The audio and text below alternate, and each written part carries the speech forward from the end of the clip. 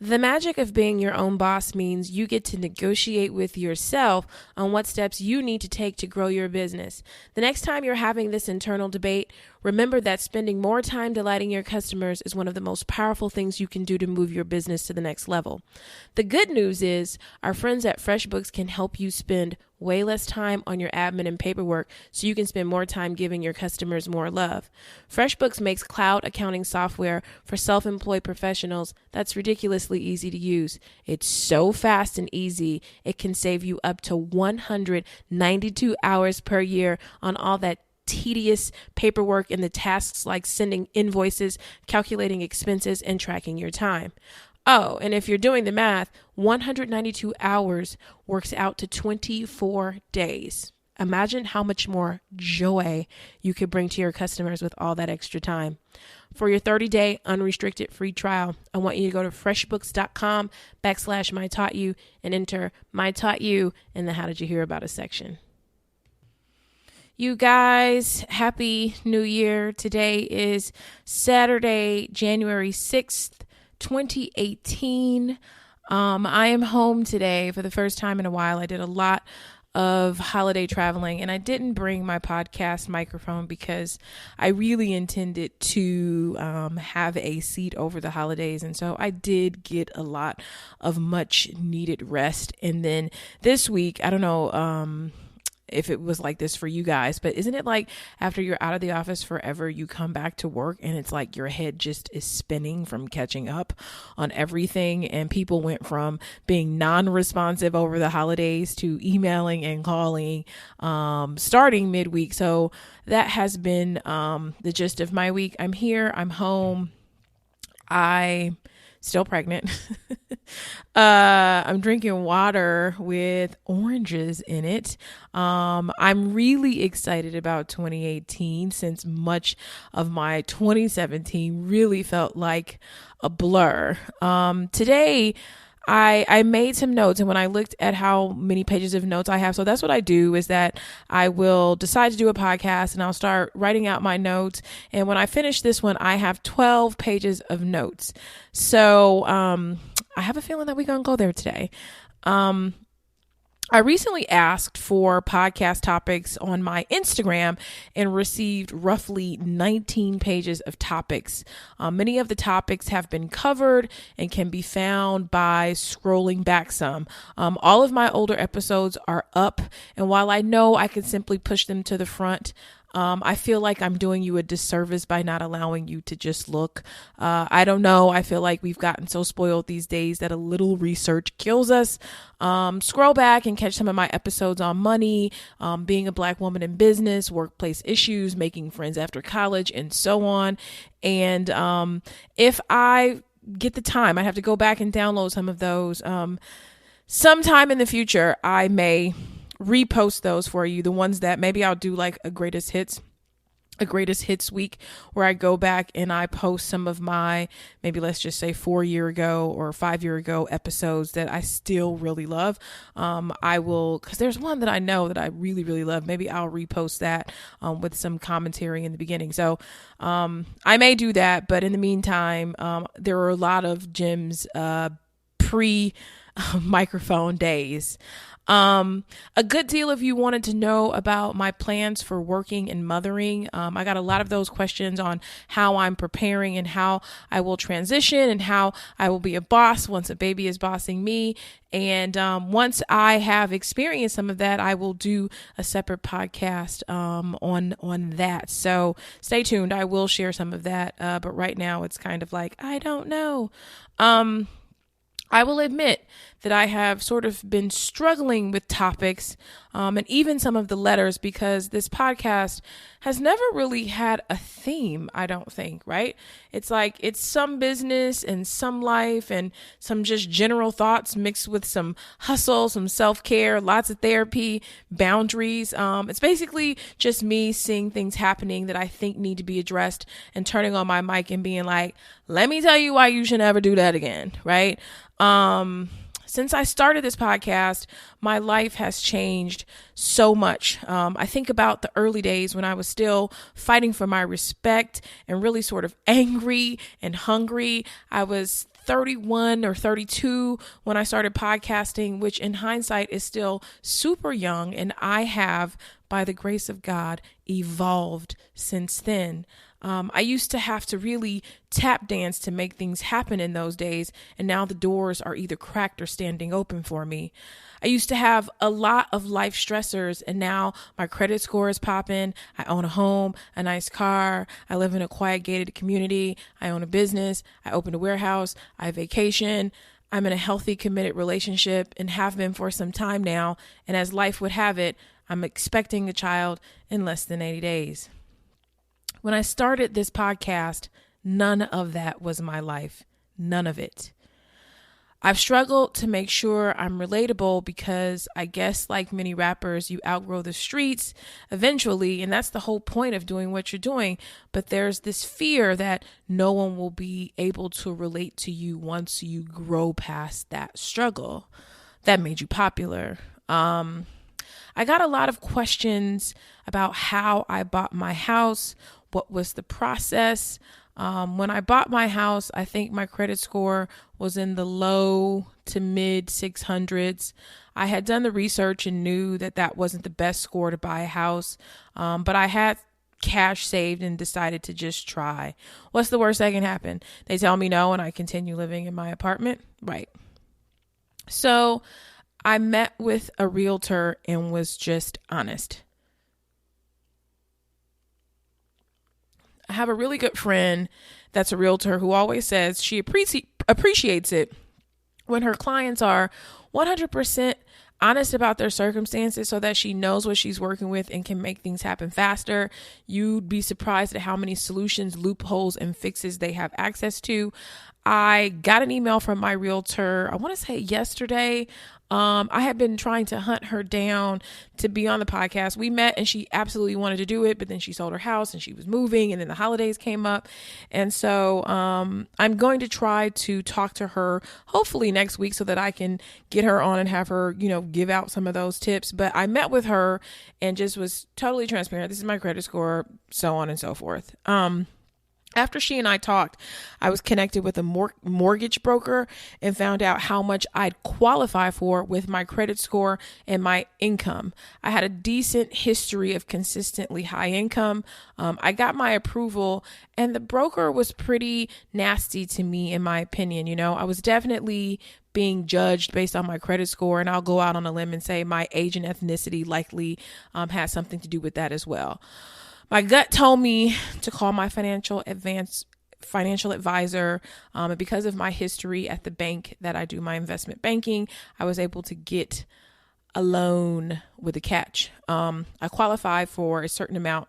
And if I wanted to purchase the home I'm currently living in, which I loved at the time and I still do, I'd have to pony up $200,000 cash on the spot. Here's the thing. I had it saved. I didn't want to dump it into a house, but I had it saved. How did I save? How did I have all that cash? I saved it. About 2 years into running my business, I became obsessed with saving, you guys. Obsessed. I spent the first year or so buying things just because I could.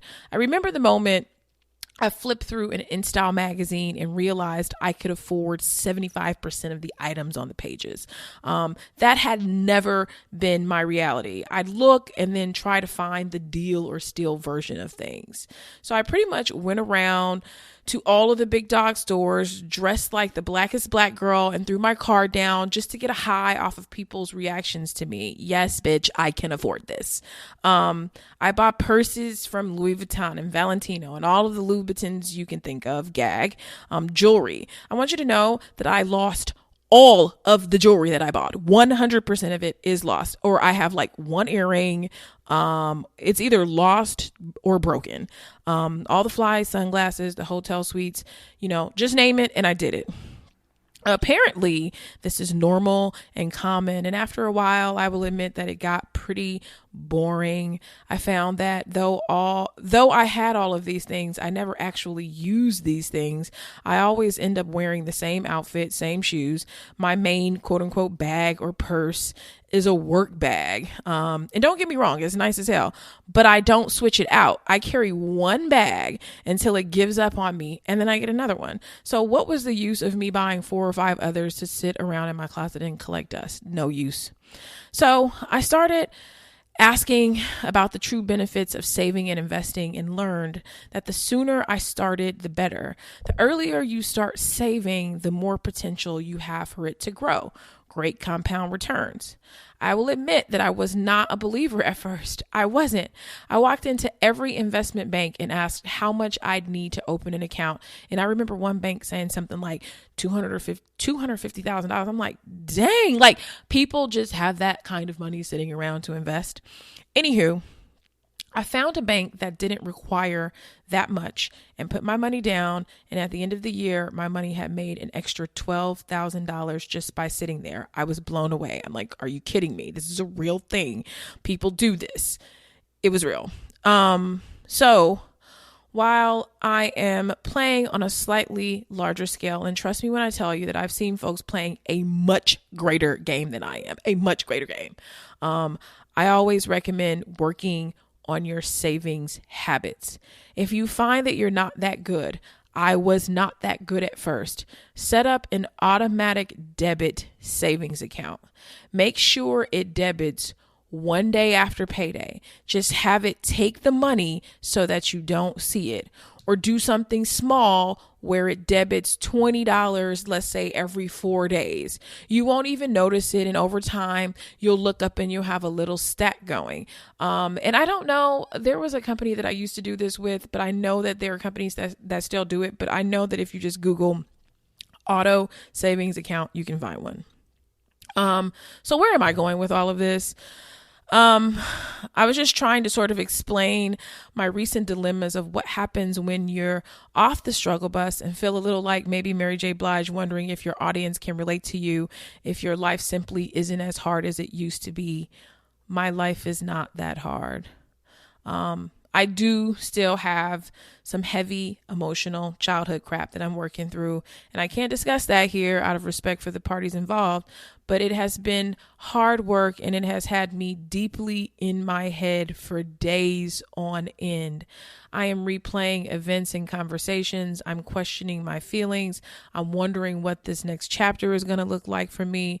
My family, it even sounds strange saying that because I don't know that I've ever felt like a part of a family. Sure, we all have them, but do they all have us? And if you've never really felt like that, how certain are you that you'll be able to nurture your own? This is the stuff that keeps me up at night. And I'm truly not on the hunt for suggestions or thoughts because I know this is something I have to get to on my own. It's this deep mental maze. And some days I stand stuck in place in the middle of my maze, and I am learning to be okay with that. I am not in a rush to end this mental puzzle. I'm teaching myself to embrace ambiguity and just stew for a while, right? So a lot of days I'm just like, I may be replaying some things, running it back in my head, asking these deeply complex things, and just being like, I don't have the answer today. And the days, they just continue. I don't have the answer. The next day comes, I still don't know.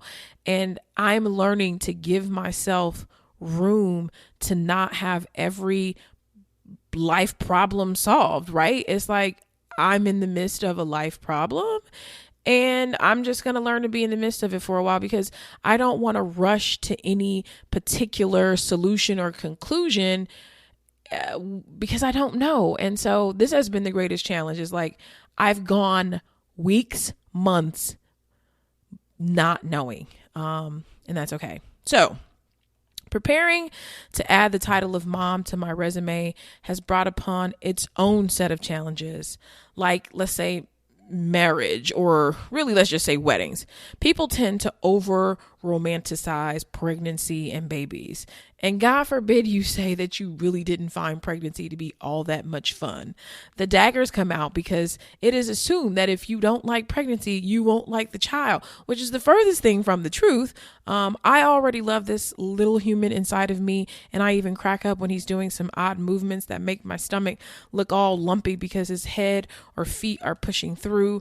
I can love him and not love the feeling of exhaustion that comes along with all of this. Growing a human being is very tiring. And I'm honestly not used to people talking to me this much. I pretty much move around in silence from my house to the car. I run inside of here or there, in and out of the airport, and people say nothing to me. Now I can't go 2 steps. I'm exaggerating, but still, I can't go 2 steps without people asking me when I'm due, what I'm having, if it's twins, if my doctor said I can eat this, or if I have a name picked out. Sometimes it's really endearing, and other times I wish I had a shirt that said, "Due in March, it's a boy." But I digress. Or the whole, you're going to be a mom and I'm already a mom, so I'm going to tell everything you need to know. I'm going to tell you everything you need to know, though you didn't ask. And we're going to be best mom friends since, we're moms. That's sort of like being from the same city, just because we're from the same city doesn't make us besties, right? So I've been going through those things. Enough about that. I am going to answer a few questions that I had done a few weeks ago, but never got the chance to record. I have some notes for a really sort of like a much deeper podcast, but I felt like it was just too deep for rap, and maybe it just needed its own episode. So I did not include that this time. But these are some good questions. So without further ado, let's get into these questions. Okay. Dear Mai, this year, I have completely turned my life around. I have found a new job that I love, changed my diet, exercised daily, and have begun to love myself for who I am. I have made such an effort to be a loving and kind human being. However, I have struggled for years with my boyfriend's family. As of now, the entire family loves me, except his sister. This entire year, we have been on great terms. However, I noticed when I changed my diet and job, she took no interest in it whatsoever. Now, when we see each other, she is standoffish and brushes me off as if I am nothing and not relevant. I would love to know what your advice is and where I should go from here. I know not everyone will love me or even like me, but how can I deal with someone I have to constantly see? I feel as though she doesn't like to see me succeed. My boyfriend sees this and agrees that she acts a certain way towards me, even though I have done nothing. But I don't want to get him involved because I am a grown woman, and I don't think it is healthy for him to get in between us. What can I do to better the situation? So sometimes I get these questions and I need some more information. So I write back and I ask why she feels like she needs this validation from her. I wanted some examples of the rudeness and what was the age difference. So she says she's 22 and I'm 25, for example. When I became a vegetarian, we were eating and I simply asked her if a dish had meat in it. She raised her eyebrows and rudely said, "I never knew meat ever came in that," as if I shouldn't be asking. Another example was another day, I simply complimented the food she had made, and she replied, "You don't need to make a big deal about it. It's just food." When I try to have a conversation with her, she is constantly looking away or trying to find something else to pay attention to. I have not tried to ignore her. I have always tried to be nice and pay attention to her because of the fact that she is my boyfriend's sister. We have been dating for 8 years, so I've been around her a long time. I just want her to accept me, and it hurts when someone close in the family treats you that way when you put so much effort into the relationship. I do believe it is time for me to keep the interaction between us to a minimum. There is no point in me trying to make someone accept me when I believe the issue resides in herself. So I wrote her back and I said, "You really have to ask yourself why you're seeking her validation so much, especially since you're dating her brother and not her. He likes you, and that to me seems like enough people. She knows that her acceptance of you matters to you. She knows with all of the sort of like overstretching things that you do. So she's not going to give it to you. I don't know the full details, but I'm assuming her brother is older, she's younger, and before you, she likely had most of his attention. Now she doesn't. So this likely isn't even personal. It'd be taken out on anyone that was in this position. Next, I think you want a ton of praise and accolades for the things you do. Vegetarianism, exercise, better job. These are all things for you, not anyone else. As long as they make you happy, that's enough. I do believe you're trying too hard. Focus on yourself and your relationship with this young man and give the sister some space. Back up some.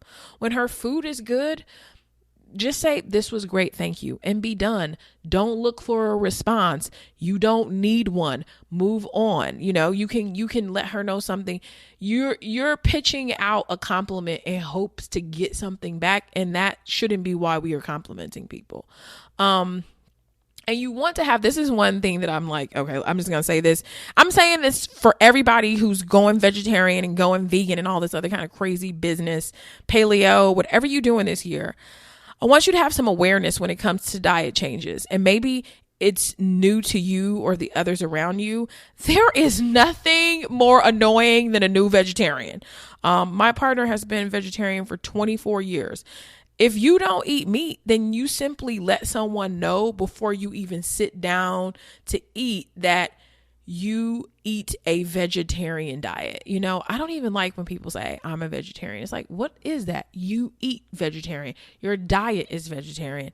And then you let them point out what does and doesn't have meat in it, because being the person sniffing and pointing at things is not cool, right? Like, as a person who really loves to cook and to make things, it's like, if I'm making a dinner or I'm having you over, go ahead and announce when you walk in, if that's the soonest point that you can say it, like, "Hey, just want to let you know I'm eating vegetarian," and then let them go, "Oh, okay, well, these are the things that you can have."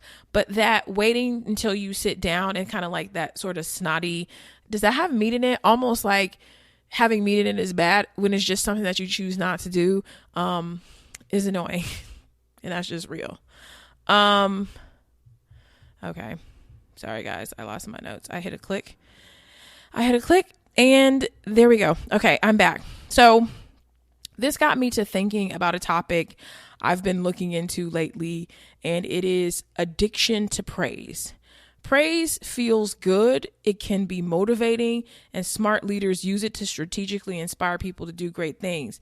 But there is a downside to constantly seeking out praise. It's like going through life trying to avoid criticism. Jessica Lahey of The Gift of Failure says, "You end up sticking with only what other people like, and you can't ever evolve," right? So if you are a person who is addicted to praise and you go through life constantly seeking praise and avoiding criticism, you end up sticking with only what other people like, right? So if everything you do is what other people like, how do you evolve? People who seek praise may refrain from doing the things that they want. Instead, they may only do the things that please others and get praise. So, some of the notes I found, one way to help you get over your praise addiction is to stop trying to get people to praise you. Most praise addicts have become adept at receiving praise without asking for it directly. So that's what I'm saying to you. You've become adept to receiving it. You're not asking her for it directly, but you want it from her. Break yourself of this indirect or direct praise seeking habit. So some tips I found: don't ask people how you did, how they like something you did, or even mention things you've done to others. Stop going to others for validation in your accomplishments. You may need to stop talking to certain people, like your friends who always give you praise. You may want to spend a weekend focusing on yourself and staying away from others to eliminate your need for praise. So it also says refrain from giving yourself too much praise. Every accomplishment you finish does not need praise. Some things like going to work or doing the dishes should be normal behavior. Normal behavior shouldn't be praised since it's what you should be doing as a part of your everyday life. So that took me back to you getting your life together. You did this, you got a good job. You started to eat better. You went on ahead and did the glow up. And you want to praise for that. that's what you should have been doing anyway. Save praise for things that are above and beyond. Only give yourself praise when something extraordinary is accomplished. And I know that it's like, well, I did this and I did that. You know how hard it was for me, but I understand that. But these things aren't necessarily extraordinary. You know, being vegetarian is not necessarily extraordinary. It's just something that it's a lifestyle choice, a diet choice that you made that doesn't warrant bells, whistles, fireworks, and all that good stuff. Okay. And she and I, we wrote back and we kind of finished it up, but I wanted to go ahead and share this in the event that somebody else was going through something similar. So that was my thought on that. Next letter. Hi, Myleik.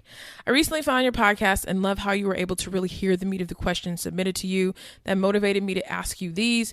My question is a 2-part question, so if you need to answer these separately, please feel free to. Here is the question. I find it hard to mingle and, for lack of better words, get along with other creatives in the African American community. They often aren't open to higher standards when it comes to education and investing. So when I present things that I can teach or share that I see other communities involved in, they often don't support, shy away, or pretty much shut me down, but then they support things that are easy. I don't want to come off as shallow, but it's a community college mindset compared to a university mindset.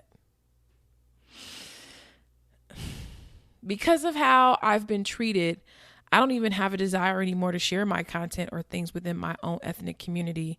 Yet they are the same people that complain that the quote unquote white community doesn't support or give them opportunities.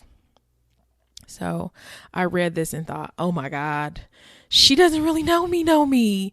If she did, she wouldn't send me this. But alas, we are here, and I hope to address this in a way that my message can be received versus leaving you feeling away. I know I can't prevent that, but that truly is my hope. So I broke this out and I have some points. Number one, I don't think you're having trouble mingling or getting along with anyone. Mingling with someone doesn't mean you're imposing your quote unquote higher standards onto people. It means you're having a conversation and getting to know them to actually find out if you have common interests. Just because you're in the same creative group doesn't mean that you have the same interest within the creative group. Every Black creative isn't interested in your higher standards or your suggestions about investing or education.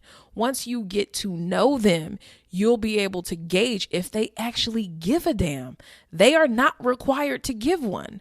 Their lack of interest has nothing to do with their mindset being community college or university, which I find completely offensive. And I attended a university, hated it, and should have gone to a damn community college first to find myself versus having loans up to my throat. But that's another conversation. Number 2, just that statement alone would make me reject anything you'd have to offer me, because just based on that, it sounds like it's coming from an elitist perspective. Next, I want to ask, who descended from the heavens and deemed you the leader of the creatives in the African American community? Why should they all be following you in what you believe to be true? My next thought is that you should go join circles where you're the underdog and see how this kind of behavior feels. Go join a group where everyone is light years ahead of you. You should be doing that anyway, because that's how we learn. But see how you'd feel if someone treated you this way. Someone that thinks they know it all and have the proof to back it up, and they're telling you what you need to be doing and how you need to step your game up. If there's a group of people that you don't believe serve you, you simply move on to another group. You don't degrade them because you feel rejected. We should avoid using such a broad brush to paint people's personalities. You might be right about this particular group, but what difference does it make? We hurt ourselves with this kind of mindset. We really do. You've run into a group of Black creatives that you just don't jive with. I bet there's a group of Caucasian, Latino, Asian, you name it. There's a group of every ethnicity that you won't jive with. My advice is to find your group or create your group and do what you want to do within that group.